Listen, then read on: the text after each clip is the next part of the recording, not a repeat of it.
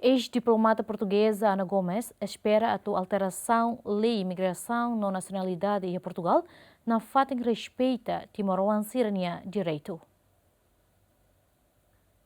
Ex-diplomata portuguesa Ana Gomes usou a alteração lei imigração na nacionalidade. Nebe horas se discute e a Assembleia da República continua a respeitar Timor-Leste no direito e o país.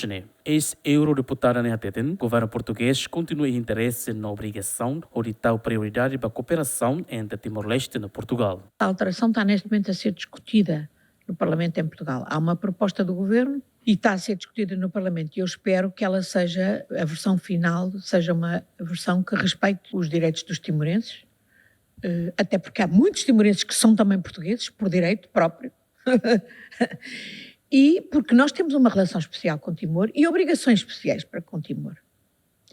E naturalmente que o nosso objetivo e o nosso interesse e tudo devemos fazer para ajudar as próprias autoridades timorenses a conseguirem criar emprego aqui, para os jovens em particular que se qualificam ou os que se não qualificam, esse é o desafio para Timor, que é sobretudo um desafio naturalmente do governo timorense, mas nós podemos ajudar e trabalhar para isso. Mas também temos interesse na cooperação, temos interesse a dar apoio, em acolher estudantes que se vêm formar em Portugal, técnicos, dar-lhes formação e, portanto, temos que ter portas abertas, para além, naturalmente, de assumir as nossas responsabilidades em relação aos timorenses, que são também portugueses, e há muitos, e com bom resultado para os dois países.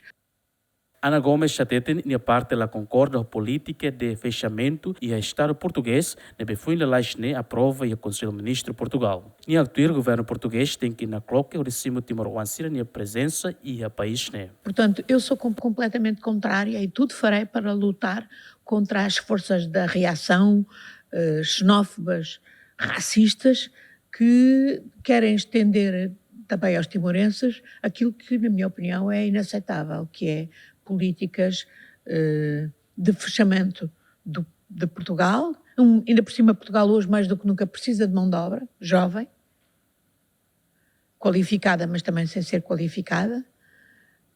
Portugal também precisa de travar o seu próprio as razões que têm levado muitos jovens portugueses qualificados a emigrar.